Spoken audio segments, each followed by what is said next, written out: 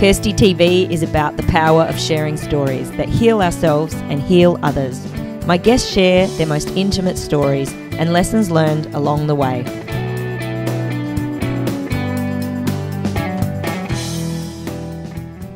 Hi guys, it's Kirsty here from KirstyTV with my gorgeous assistant and extraordinaire jack of all trades, Tanya Ellerman, or Tanya, as Tanya. I should say, Tanya. Yes. Well, what we're going to do today is turn the tables on me a little bit. We've just wrapped in between shoots with our guests here on the KirstyTV set, and we're going to talk a little bit about the ups and downs of KirstyTV and where we're going forward. So take it away. Okay, so I know because I've been here for over a year now with you. Yeah. And I get to hear some of the highs and the lows.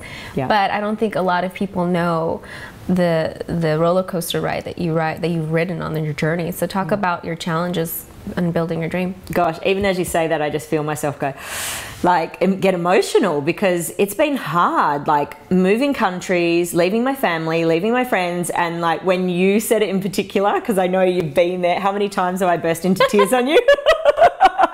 And it's like, oh, she knows, like you get that. And yeah, it's like, it's hard. There are a lot of times where I'm like, what am I doing? How can I keep going? Am I on the right track? Trusting myself, believing in myself. But yeah, there's been more times than I can count, but I don't see that as a low. You know, the highs far surpass anything that could be a little bit emotional, a little bit challenging, because there have been so many blessings and new friends in a new country and new experiences that it balances it all out and makes it so worthwhile. Have you noticed that anytime there's a low moment, it's right before a big high? Oh, totally. Well, in the beginning, I have a friend who checks in with me and is actually a psychologist. And I said, you know, I was feeling a little bit like I was overly emotional and just up and down and up and down. And I would literally be like, one week I'd be really low, the next I'd be really high. And he said to me, Kirsty, I would be more worried about you if you weren't, because I don't think sometimes I realize how much change and upheaval I've been through, and how for an everyday person that is traumatic, leaving family, moving cities, a new industry. I'd never filmed, I'd never been on camera, I'd never produced, I'd never I didn't even know the names of all those things when I showed up here.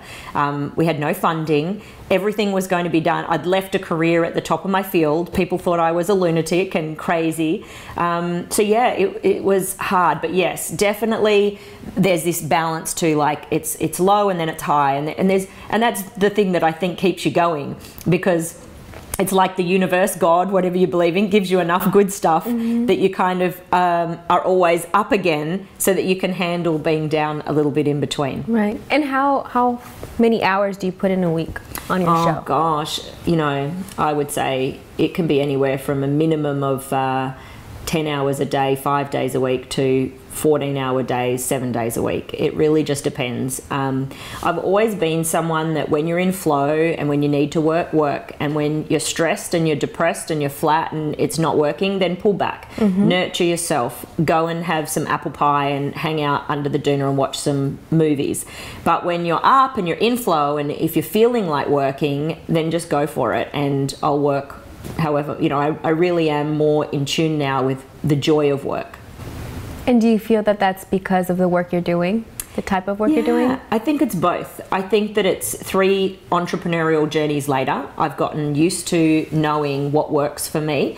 I coined a phrase called FERC, which is the first 2 letters the word fun, the last 2 letters the word work. So FERC was because people were saying to me, you're working all the time, like it was a bad thing. And I honestly just sat there and was so frustrated with them. It's like, you don't get it. I'm not working.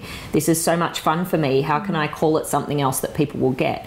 And so I called it FERC. And so it's partly that I've always, as an entrepreneur, you know, ran my own game, done what I want to do. I'm always loving it. But certainly this time around, where real estate and being a speaker and building a business often felt like more of a career, this feels like my calling and my purpose in life. There's, yeah, it's pretty special. There's something different about this journey that's more heart connected to my purpose in life. And you have all these people now supporting you in this journey because you're affecting so many people. So I hope that you're feeling that too, and that you're empowered by that, and that's fueling you, because we're all behind you. Yeah, I mean, look, when you have a bad day, that's what keeps you going. Being able to know how loved and supported, and how there are, I mean, it's not just people, but the universe. There's this feeling for me of being supported, being carried forward, you know, and all of a sudden, like serendipity and synchronicity and things are being manifested. You know, I'm going to conferences and I'm meeting someone, or an award comes up, or I get a job. You know, it's like the universe is supporting me on this journey as well. Love. It's got my back. Yeah, I got your back. I got your back. Well, thank you for your questions. You're welcome. I look forward to hanging out with you more often on our couch at KirstyTV. Okay. We'll see you soon, guys. Don't forget to subscribe to the YouTube channel below, Facebook us, tweet us, join the conversation, because as I just said today, that's what reminds me of my purpose and really fills me up when I need it. And from the moment I stepped into that hospital, they basically told me, hey, you can have the life you dreamed of, you can be independent, you know, let's teach you how to do it. And so from that point on, I knew that there were steps to take, and I was ready to take them. So do you think when you asked your dad that night,